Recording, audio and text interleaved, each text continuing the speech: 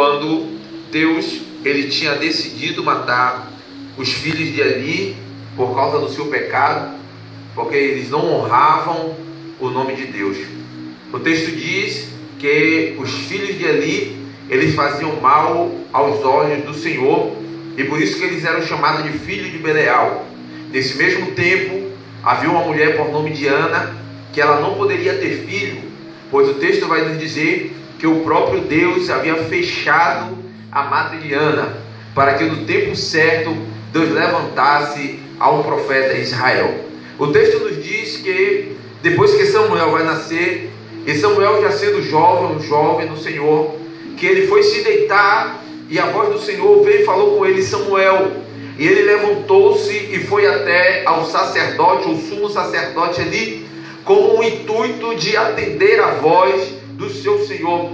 A primeira coisa que eu consigo observar na caminhada é que a voz de Deus é semelhante à voz do meu líder. Toda vez que Deus manifestasse em uma das suas manifestações, que são 5, ele vai manifestar-se através da voz do meu líder. Então o texto vai nos dizer que na terceira vez em que Deus vai chamar a Samuel, o sacerdote, o sumo sacerdote ali, vai entender que era o próprio Deus querendo falar com Samuel, e vai dizer: Samuel, diz agora, quando tu ouvir a voz, diz assim: fala que o teu servo ouve.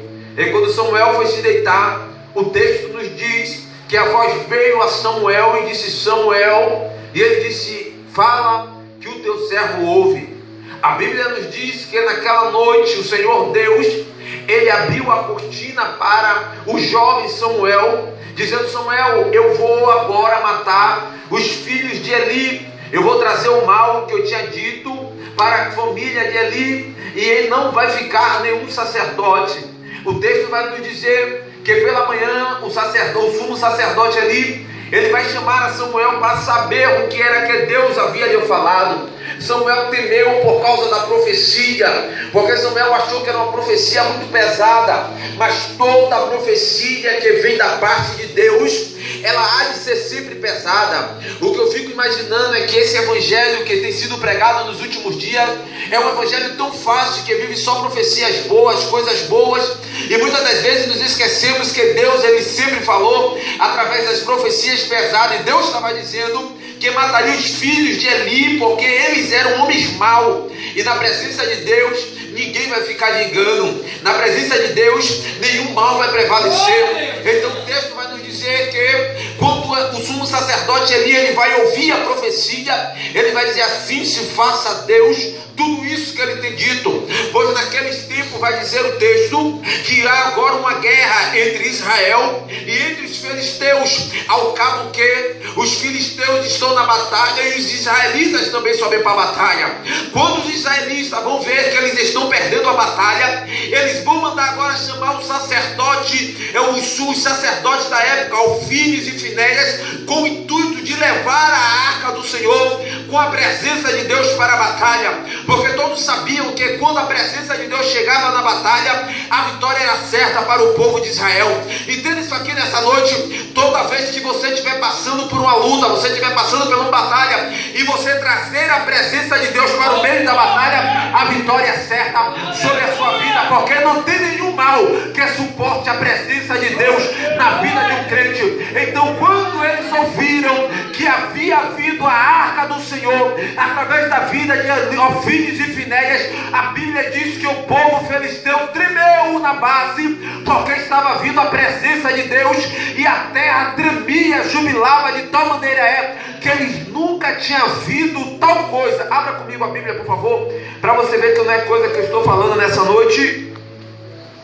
Livro de 1 Samuel, capítulo 3. Olha só o que o texto ele está dizendo, capítulo 4,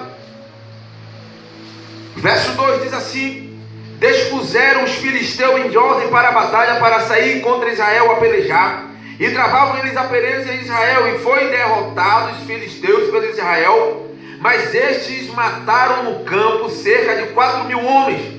Voltando o povo para o arraial, disseram os anciãos de Israel: por que nos feriu o Senhor hoje diante dos filisteus?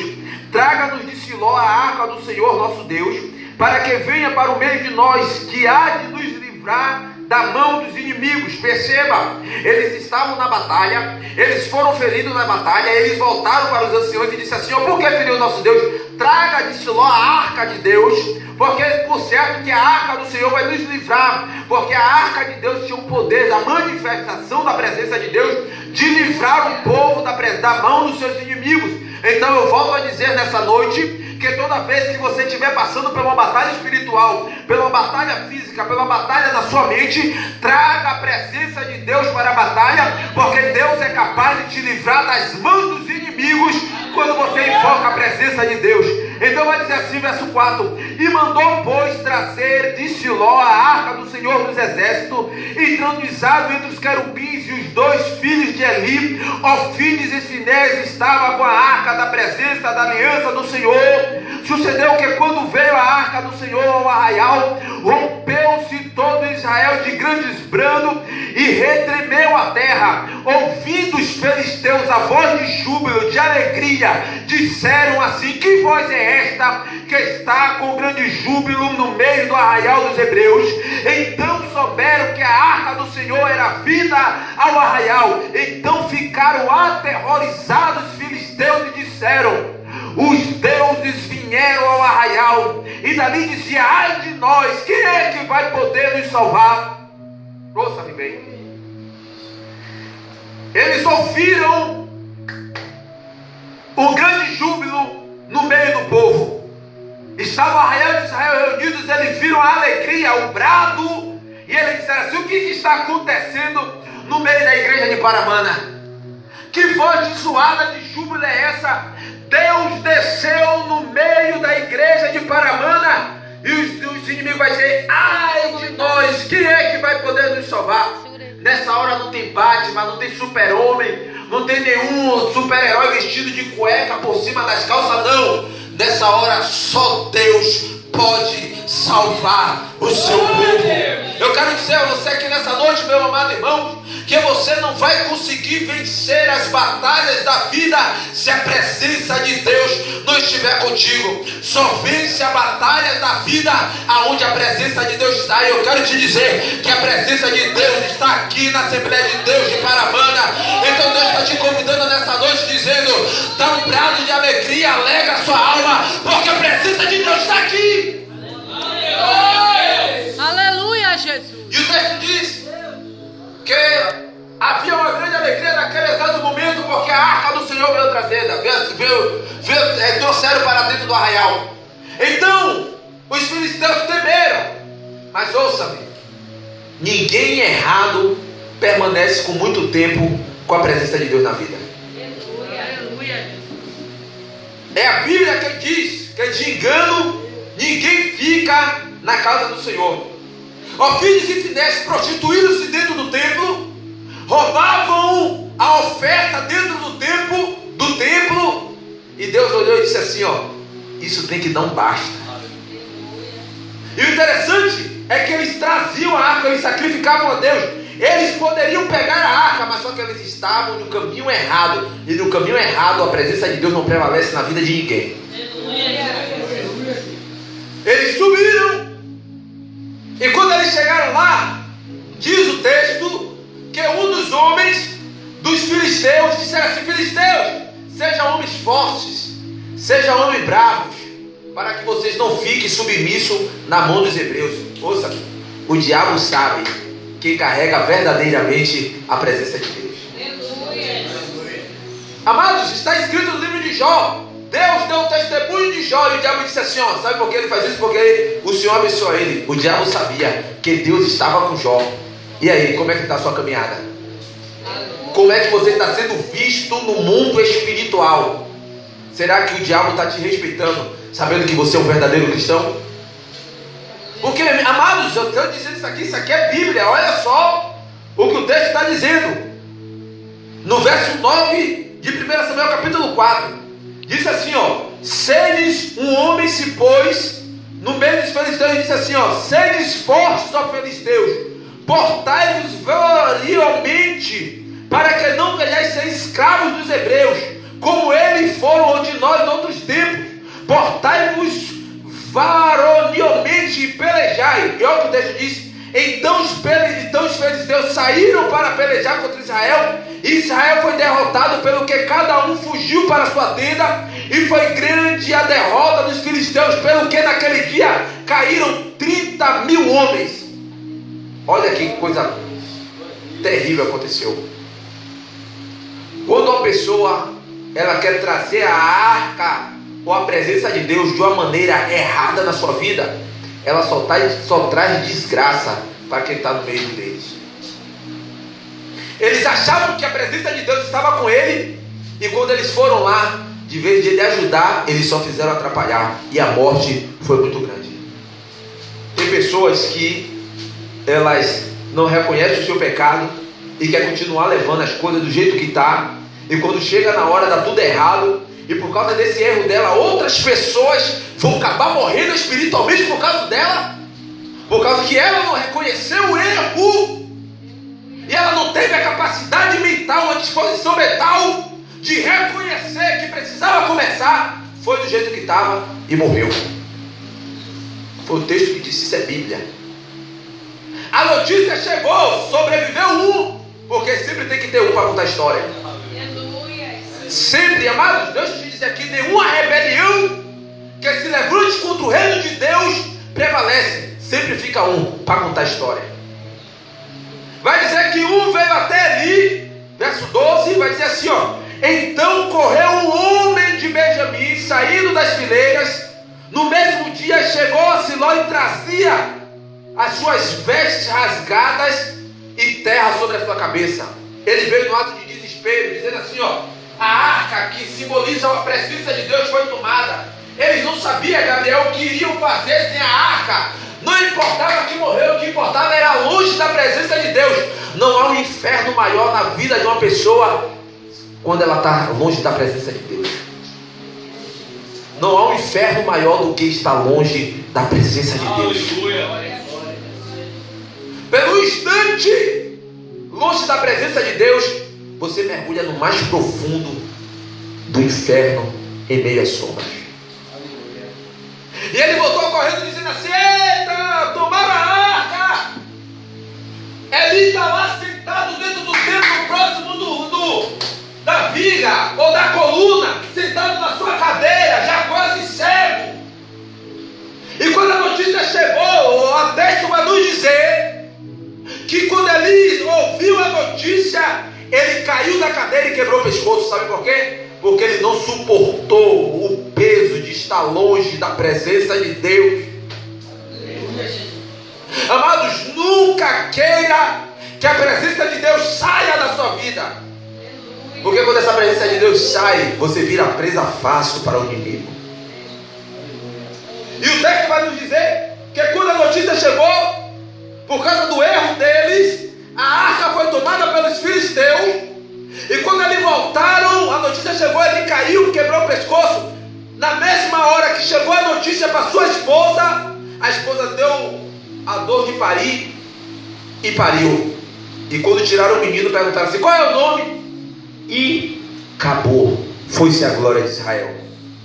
Isso aqui é um perigo para as igrejas do último tempo. Isso aqui é um perigo para a vida de nós cristãos do último tempo. Cuidado para aí cabote não chegar na sua vida. Não perca o tempo da visitação do Senhor sobre você. Porque tem pessoas que ela não tem uma disposição mental de crescer em Deus. Disposição mental quer dizer um sentimento de ser igual a Deus. Filipenses 2:5. Que haja em vós o mesmo sentimento, a mesma disposição mental que houve em Cristo Jesus, que sendo Deus não teve por usurpação ser igual a Deus, mas antes ele esvaziou-se a si mesmo e tomou forma de servo, semelhante a homens. Ouça, a vida é disponível de uma disponibilidade mental. Você tem que ser aquilo que Deus projetou e não o que a sociedade quer.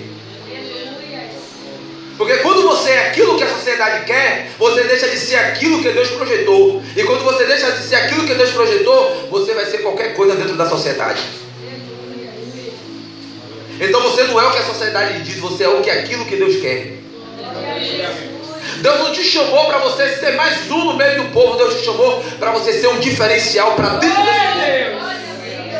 Paramana tem que olhar para a Assembleia de Deus aqui, tem que ver o diferencial da presença de Deus. A presença de Deus tem que estar aqui, a arca tem que estar aqui, não deixa a arca ir embora desse lugar.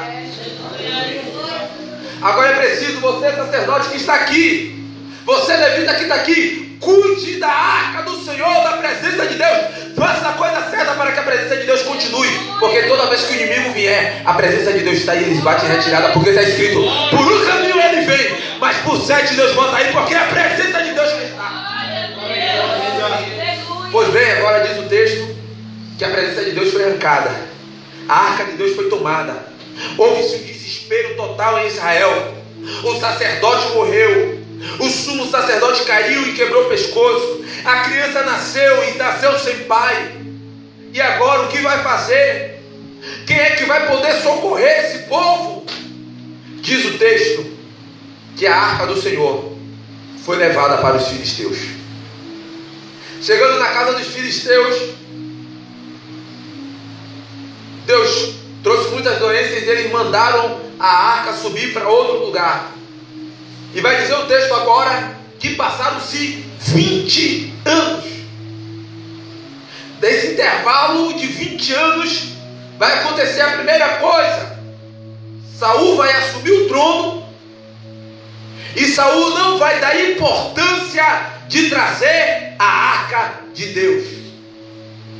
Saul vai ser destituído do trono e Deus vai usar Samuel para levantar a Davi como rei.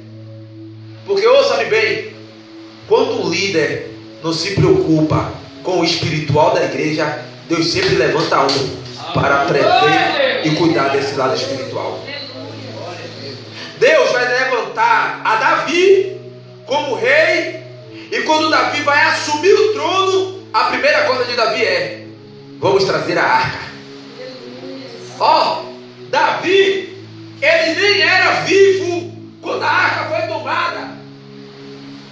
Davi nem era vivo quando a arca foi tomada, mas Davi teve o desejo. Sabe por quê? Porque as histórias da igreja passada não me faz ter ansiedade de viver o presente e o futuro. Aleluia a Deus!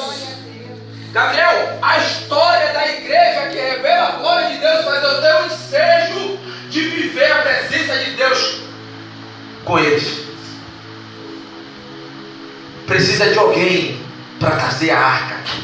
Aleluia! O texto vai nos dizer agora que ele vai reunir com os capitões e com os 100 e vai chamar o povo e vai dizer assim: ó, povo, se isso lhe parece bem, sobe comigo para pegar a arca, trazer a arca. Porque no dia do rei Saul, ninguém se importou com a arca, mas eu estou me importando. Vamos trazer a arca. Glória a Deus! E isso agradou o povo.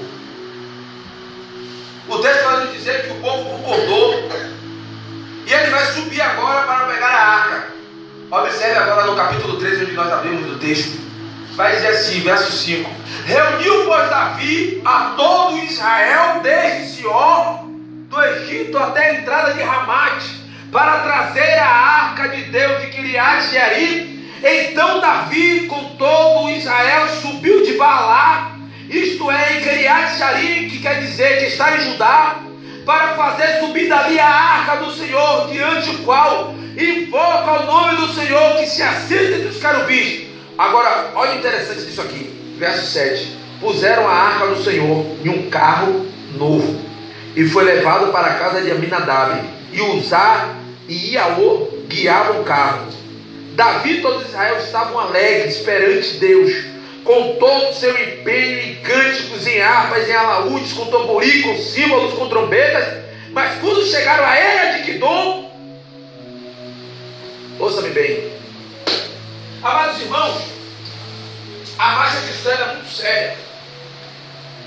A marcha cristã, ela deve ser de uma maneira reta. O texto vai nos dizer aqui que Davi reuniu os capitões e reuniu os maiores de 100.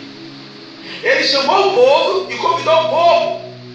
O povo concordou E ele agora subiu, pegou o carro, que quer dizer, um boi, botou a haste do boi, botou a arca em cima e veio para Jerusalém para trazer a arca. Quando ele, pastor Paulo, estava trazendo a arca, eles se pararam na Eira de Quidom. Na Eira de Quidom era uma subida meio montanhosa, em qual deveria subir a arca. O texto vai nos dizer que quando eles estavam subindo com a arca, o boi tropeçou e Uzá botou a mão na arca. Chega momento na caminhada que Deus vai mostrar o que é presença e o que não é presença. Porque ninguém carrega a presença de Deus de qualquer forma. Volto a repetir. O texto está dizendo que Davi, ele reuniu e levou Uzá com uma boa intenção. Porque eu posso dizer para você, irmão, o inferno está cheio de boas intenções. Pode ver todos que vão para o inferno. Se quem chegar lá e perguntar o que foi que você fez, ele vai dizer assim, ó, eu tive uma boa intenção. Ó, Saul teve uma boa intenção, foi consultar o Senhor e Deus o rejeitou. Tá? Ó, ele teve uma boa intenção. Deus disse, ó, mata tudo, mata todos os amalequitas, boi, mata tudo. Ele teve uma boa intenção, trouxe os bois para dizer que ia sacrificar o Senhor. Ouça-me, se Deus falou que é pela ali, não pegue pela aqui, porque é pela ali. Pela ali é o caminho onde está a presença, por cá não está a presença. É o texto que está dizendo. Eles se alegraram. Ó, houve cantos, júbilos, harpa, saltérios, todo mundo, pastor, na alegria. Estava na alegria. Ó, o avivamento chegou, a presença de Deus está vindo. Mas quando chegou na hora que a harpa foi tropeçando, o boi tropeçando, Uzá com uma boa intenção, ele estendeu a mão. Olha só o que o texto vai nos dizer. Quando chegou, no verso 9, a Eira de Quidom, estendeu Uzá a mão à arca para segurar, porque os bois tropeçaram. O verso 10 vai dizer assim, ó, então a ira do Senhor se acendeu contra Uzá e o feriu ali por ter estendido a mão à arca, e morreu ali perante Deus. Ó, a boa intenção. Meu irmão, se Deus não mandou você fazer, não faça. Porque se você for fazer na boa intenção, você corre o sério risco de morrer espiritualmente. A maior prova disso, eu estava conversando ainda por esses dias com um jovem pregador. O que aconteceu? Na igreja dele, tinha um líder da mocidade. Estava tudo pronto para a festividade da mocidade, tudo pronto. Sabe o que o pastor fez? Tirou o líder e botou o irmão. Aí o irmão, ele aceitou, nem orou a Deus, nem procurou saber a Deus. Sabe qual foi o final dele? Desviado, prostituindo-se. Sabe por quê? Não era para ele ir. Ouça-me bem, ouça-me bem. Tem coisas que não é para você. Não vá, não assuma, não bote a mão. Só bote a mão se Deus disser, eu estou contigo. Se Deus não disser para você, não vai, não vá, não assuma. Mas se Deus disser para você, vai, eu estou contigo. Porque aqui, ó, a maior prova, Davi subia para a batalha. Davi perguntava a Deus, Deus, eu posso ir? Deus falava o quê? Vai, Davi. Mas pastor, chegou um dia que Davi disse assim, ó, Deus, subirei eu dessa vez para pelejar contra aqueles filisteus e sairei vitorioso como das outras vezes. Deus disse, não suba não. Não suba não.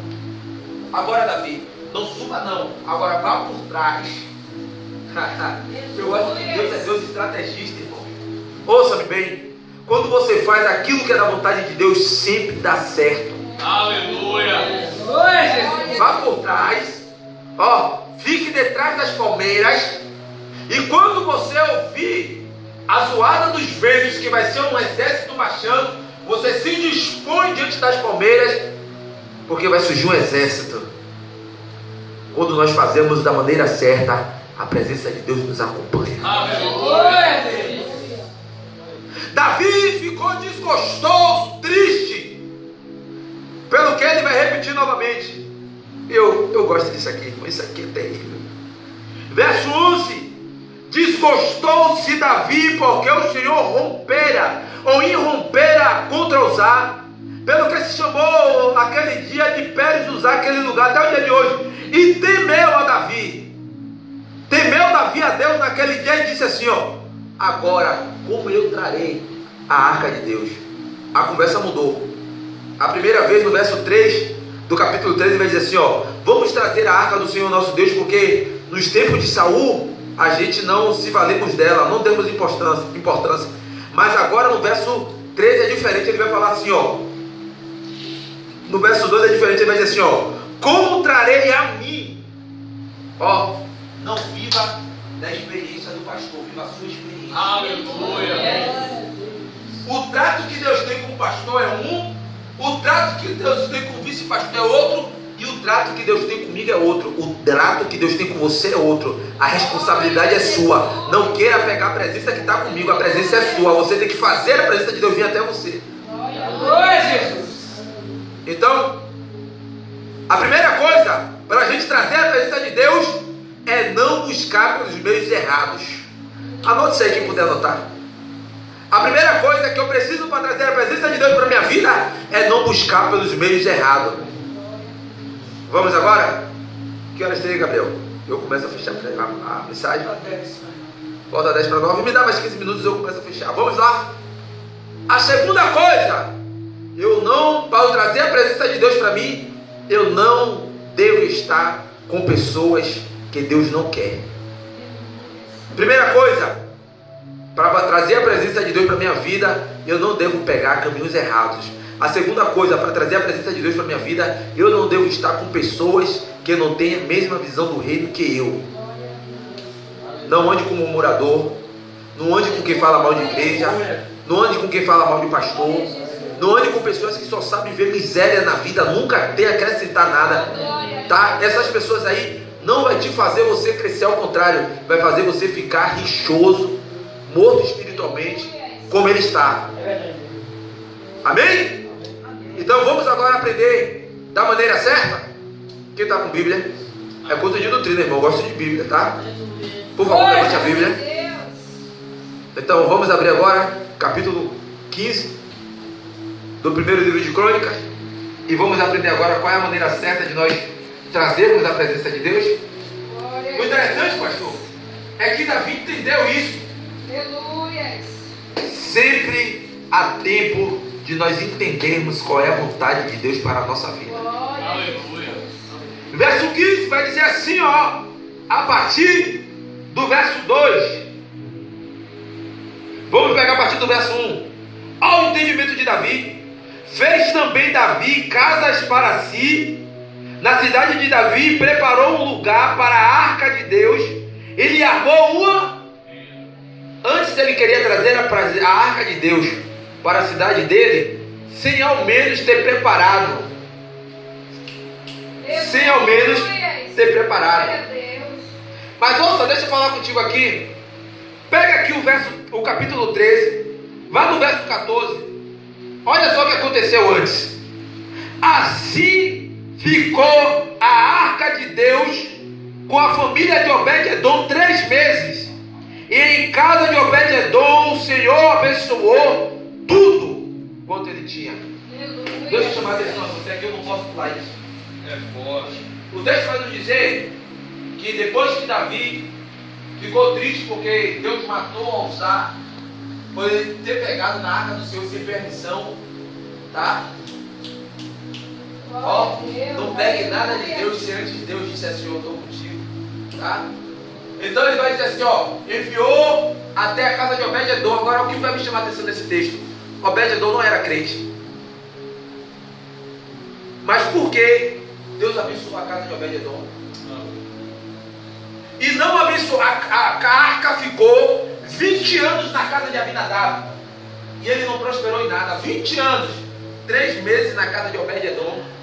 E Obed-Edom prosperou muito. Sabe por quê? Vai depender do modo que você vai querer trazer a arca para dentro da sua casa. Tem pessoas que vão ficar tanto tempo na caminhada e não vai prosperar espiritualmente em nada. Aí chega um novo convertido 3 meses na igreja, começa a pregar, começa a fazer um monte de coisa, e as pessoas vão dizer, sabe o quê? É o preparo. Depende de como você vai receber a arca. Tem pessoas que recebem a arca e não tá nem aí, ó. Joga no canto. A arca de Deus não é para ficar no canto, é para ficar no centro. Aleluia. Grava isso aí para tua vida. A presença de Deus não é segundo plano, é a primeira. A vontade de Deus não fica em segundo, fica em primeiro.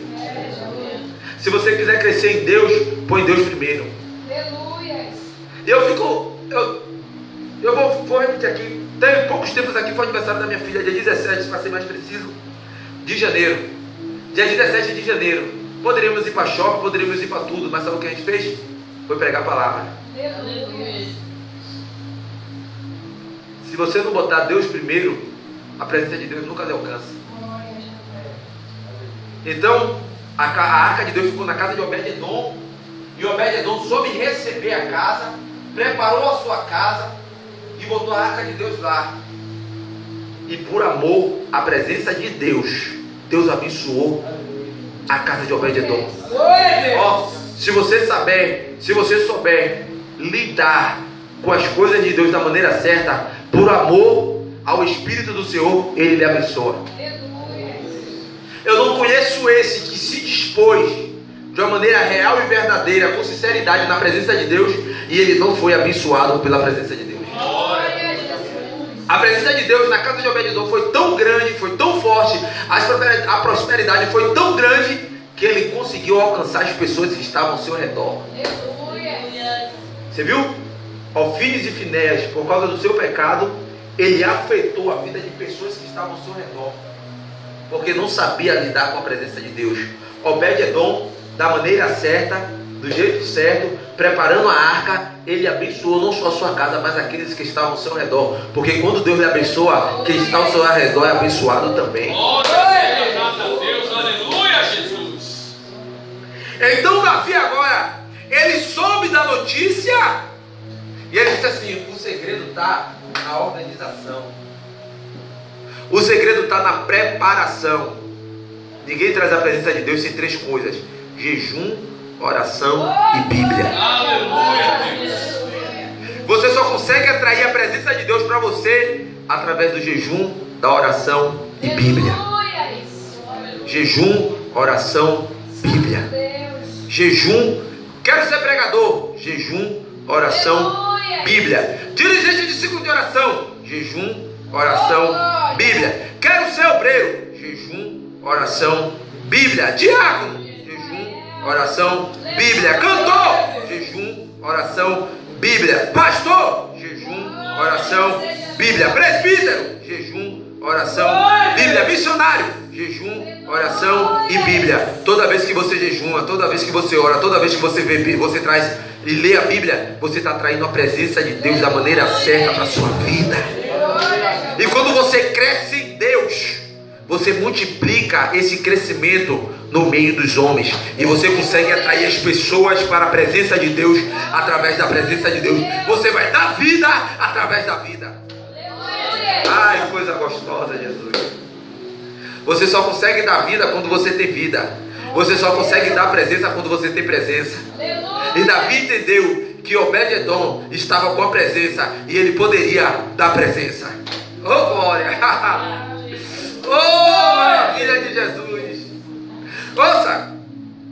Então Davi agora ele vai fazer da maneira certa. Porque primeiro, ele achou que com os capitões, os maiorais, era eles que mandavam nas coisas.